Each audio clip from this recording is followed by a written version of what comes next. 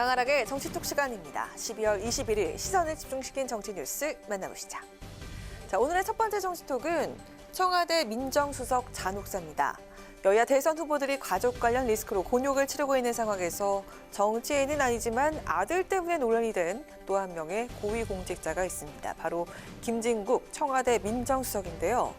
자신의 아들이 기업에 입사 지원서를 내면서 아버지가 민정수석이라며 기업에 도움을 주겠다고 쓴 것이 알려지자 곧바로 사의를 표명하고 자리에서 물러났습니다. 문재인 대통령은 21일 김진국 민정수석의 사의를 수용했습니다. 문 대통령이 김 수석의 사의를 수용하는 형태를 취했지만 사실상 경질이라는 평가가 나오고 있는데요. 김 수석은 오늘 아들의 부적절한 처신은 저의 불찰이라며 고개를 숙였습니다. 한편 김 수석의 사퇴와 함께 정가에선 문재인 정부 들어서 계속되고 있는 청와대 민정수석 잔혹사에 주목하는 모습입니다. 공교롭게도 김 수석 이전의 민정수석들 역시도 불미스러운 일이 불거지거나 논란에 휩싸이면서 모두 불명예 퇴진을 했기 때문인데요. 이번 정부 초대 민정수석을 지낸 조국 전 법무부 장관. 2년 2개월 재직 기간 동안 내내 부실 인사검증 논란에 시달리다가 법무부 장관으로 내정이 됐을 때 자녀의 대학 입시 특혜 의혹 등이 불거지면서 결국 장관 임명 35일 만에 사퇴했습니다. 자, 이때 김조원 전 민정수석은 다주택 보유 논란으로 지난해 중도 사퇴했는데요. 당시 청와대 참모들에게 1주택만 보유하라는 권고에도 불구하고 강남 아파트 2채를 유지해서 직 대신 집을 택했다라는 비판을 받기도 했죠. 그리고 3대 김종우 전 민정수석은 지난해 말 추미애 전 법무부 장관과 윤석열 전 검찰총장 사이 갈등을 조율하지 못한 책임을 지고 4개월 만에 물러났고요. 지난해 마지막 날에 임명된 4대 신현수 전 민정수석 역시도 검찰 고위급 인사 조율 과정에서 패싱 논란을 겪다가 임명 2달 만에 사퇴했습니다.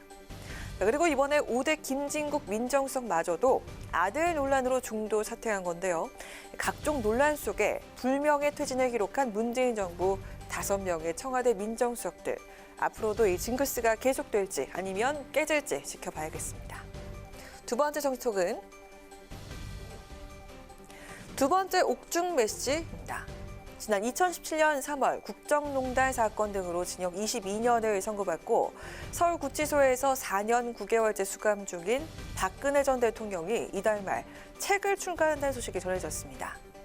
그리움은 아무에게나 생기지 않습니다라는 제목의 이 책. 박 전 대통령이 지지자들로부터 받은 편지에 대한 답장, 옥중 서신을 모은 내용이라고 하는데요. 박 전 대통령이 직접 쓴 서문엔 믿었던 주변 인물의 일탈로 인해 혼신의 힘을 다했던 모든 일들이 적폐로 낙인 찍혔다는 내용이, 또 탄핵의 부당성을 주장하는 지지자의 편지에는 시간이 지나면 진실은 그 모습을 반드시 드러낼 것으로 믿고 있다고 답한 내용이 담긴 것으로 전해졌습니다. 그런데 정치권에선 박 전 대통령의 책 출간 시점에 주목하는 분위기입니다. 바로 차기 대선을 앞둔 대선 전국에서 박 전 대통령의 의중을 담은 메시지가 나오기 때문인데요. 총선 직전인 지난해 3월에도 박 전 대통령은 유영하 변호사를 통해서 거대 야당을 중심으로 힘을 합쳐달라는 옥중 서신을 전한 바가 있죠. 때문에 이번 책 출간 배경을 놓고도 여야를 서로 엇갈린 해석을 내놨습니다. 이런 시기에 이런 류의 책을 분명히 기존의 박근혜 전 대통령을 지지하고 지금도 이제 좋아하고 있는 그런 어떤 국민들을 뭔가 정치적으로 이번 대선 과정에서 결집해내고 그거를 활용해서 뭔가를 해보자라는 생각을 가지고 계신 분들이 이거를 계기로 삼아서 뭔가 해보겠다라는 의지는 읽힙니다.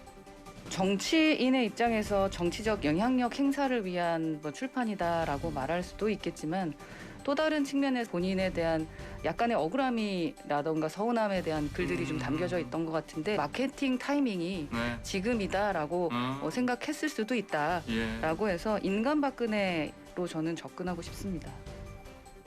책 출간을 앞둔 박 전 대통령 어깨와 허리 질환 등의 통증으로 현재 서울구치소가 아닌 삼성 서울병원에 입원해 치료를 받고 있는 것으로 알려졌습니다.